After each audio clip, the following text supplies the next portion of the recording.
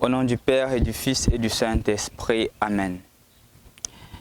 Lecture de la lettre aux Hébreux.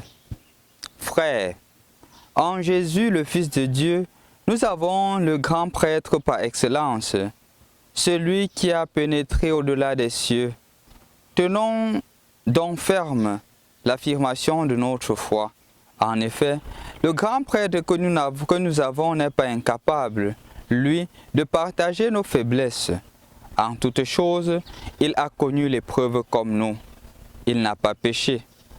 Avançons-nous donc avec pleine assurance vers le Dieu Tout-Puissant qui fait grâce pour obtenir miséricorde et recevoir en temps voulu la grâce de son secours. Le Christ, pendant les jours de sa vie mortelle, a présenté avec un grand cri et dans les larmes sa prière et sa supplication à Dieu qui pouvait le sauver de la mort. Et parce qu'il s'est soumis en tout, il a été exaucé. Bien qu'il soit le Fils, il a pourtant appris l'obéissance par la souffrance de sa passion. Et ainsi, conduit à sa perfection, il est devenu, pour tous ceux qui lui obéissent, la cause du salut éternel. Bonjour chers frères et sœurs dans le Christ. Rendu au vendredi saint, vendredi de la passion, de la mort de notre Seigneur Jésus-Christ, l'évangile que nous écoutons est suffisamment long et enrichissant. Et j'ai voulu vous faire fi de cela et de partager avec vous, du moins en rapport avec l'évangile même, ce petit péricope de la lettre aux Hébreux, où justement on nous présente Jésus comme le modèle. Jésus comme le modèle de quoi? Le modèle de l'obéissance, le modèle du détachement et le modèle de la confiance en Dieu. Parce que je crois fermement, chers frères et sœurs dans le Christ, que ce Jésus nous appelle. Ce Jésus nous appelle à ne pas le tuer une seconde fois. Parce que chaque jour et aujourd'hui encore, nous crucifions le Seigneur. Nous crucifions le Seigneur comme Judas en le trahissant. Nous crucifions le Seigneur comme beaucoup d'entre nous, comme les grands prêtres, en montant des complots faux contre lui. Aujourd'hui encore, nous crucifions le Seigneur. On pourrait tout simplement regarder d'abord au niveau mondial la situation de l'Ukraine, où de simples civils innocents meurent à cause des intérêts. On s'en fout du petit peuple qui souffre, on regarde les intérêts. On peut regarder bien la situation en Centrafrique, où ce sont les intérêts qui priment et des innocents meurent. On peut regarder la situation au Mali, où les intérêts priment et ce sont des innocents qui meurent. On peut regarder la situation au Burkina Faso, où les intérêts priment, ce sont de pauvres innocents qui meurent. Aujourd'hui encore au niveau mondial, nous tuons Jésus. Nous tuons Jésus chaque fois qu'on tue une vie innocente.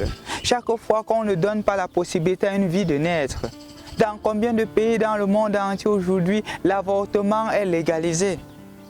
L'avortement est mis normal. Je peux me permettre de tuer l'enfant parce que c'est pour soi-disant c'est ma liberté. On tue encore Jésus dans l'innocence de l'enfant. Dans ce pauvre enfant qui ne demande rien d'autre qu'à vivre, on le tue. Dans certains pays, même encore aujourd'hui, quand l'enfant naît, si justement l'enfant est né avec une déformation, tu as l'autorisation de demander qu'on le tue. Nous tuons encore Jésus quand nous n'acceptons pas la créature de Dieu telle qu'elle est, telle qu'elle se présente à nous. Dans notre pays, la situation au nord-ouest et au sud-ouest, la situation à l'extrême nord, combien d'innocents meurent? Combien de civils meurent? Nous tuons encore Jésus. Aujourd'hui encore, malgré que Jésus soit mort il y a de cela 2022 ans, aujourd'hui encore nous continuons à le tuer. Et justement Jésus t'adresse à toi qui le fais aujourd'hui. Pourquoi me persécutes-tu? Pourquoi me tues-tu? De la même manière qu'il s'est adressé à Paul, lui disant « Saul, Saul, pourquoi me persécutes-tu? Pourquoi me tues-tu » Parce que quand tu tues une vie innocente, quand tu tues un pauvre, c'est le Christ lui-même que tu tues. Rappelons-nous de la situation de Urias le Hittite. Quand il a tué Urias David, Dieu lui a dit que j'ai vu ton crime. Parce que quand tu fais du mal à une créature de Dieu, c'est à Dieu lui-même que tu fais du mal. Mon frère, ma soeur, aujourd'hui encore nous tuons Jésus. Nous le tuons physiquement dans les situations que j'ai présentées tout à l'heure. Mais nous le tuons aussi dans d'autres domaines. Quand nous ne donnons pas la possibilité à un parent de payer la scolarité de ses enfants, quand j'emploie des personnes, je leur donne des salaires misérables, ou parfois même je ne leur paye pas leur dû. Et là, je continue à tuer Jésus. C'est pour cela que dans le livre du Deutéronome, chapitre 24, c'est clairement stipulé, tu payeras le salaire de l'ouvrier. Tu ne garderas pas sa dette, parce que s'il crie vers moi, je l'écouterai et je me fâcherai et j'agirai contre toi. Parce que regardons, chers frères et sœurs dans le Christ, quand je ne paye pas un employé, il ne nourrit pas sa famille. Il n'a pas les moyens de nourrir sa famille. Ne nourrissant pas sa famille, les enfants ne vont pas à l'école. Les enfants n'allant pas à l'école, ils s'ouvrent au vagabondage. Ils s'ouvrent à la délinquance juvénile. Après, on va se dire que ce n'est pas de notre faute, c'est de notre faute. Parce que nous avons tué non seulement le monsieur en refusant de lui donner un salaire, mais plus encore en tuant sa progéniture, en refusant à cette famille-là d'avoir une prospérité. Il y a aussi des salaires impayés. Comment est-ce que je peux vivre avec quelqu'un, je peux travailler avec quelqu'un, je ne le paye pas? Il y a des salaires pitoyables. Comment est-ce que je peux travailler avec quelqu'un, je lui donne un salaire misérable? Un salaire que moi, personnellement, humain, chrétien, je ne peux pas vivre avec. Mais je me permets de donner cela à un employé, lui disant que vis avec cela. Est-ce que c'est humain? Est-ce que je ne suis pas encore en train de tuer Jésus une seconde fois? Quand je refuse à ce monsieur-là d'avoir les possibilités de vivre décemment, de mener une vie digne, est-ce que je ne suis pas un autre Jésus? Pire encore de nos jours, il y a le phénomène des sugar daddy. Des papas âgés, responsables, qui ont déjà des enfants, mais qui s'engagent à détourner les mineurs, prendre des petites filles vierges, mineures et les abuser sexuellement. Parce qu'on doit leur donner de l'argent. Et parfois même derrière cela, il y a des cercles exotériques qui encouragent. Nous continuons à tuer Jésus. Et parfois on se met, à cause de cela, on vient à l'église. On est les premiers bancs, on a le premier banc à l'église, on occupe des premières places à l'église. Pourtant, c'est nous qui perpétuons la mort. Nous refusons à ces petites filles, à ces jeunes garçons d'avoir un avenir sérieux. À cause de nos intérêts personnels, parce que je veux des avantages financiers. Comme disait un monsieur, je leur donne ce qu'ils veulent et je reçois ce que je veux. Non, tu ne leur donnes pas ce qu'ils veulent. Tu profites de leur naïveté. Tu profites de la naïveté de ces pauvres enfants qui parfois sont issus de familles pauvres et tu leur offres justement ce que leurs parents ne peuvent pas leur offrir, ce que le Seigneur t'a permis d'avoir gratuitement. Parce que tu es entré dans un cercle exotérique, tu détruis l'avenir de ces pauvres jeunes filles. Et parfois même des femmes le font en détruisant l'avenir de ces jeunes garçons. Sugar daddy, sugar mommy.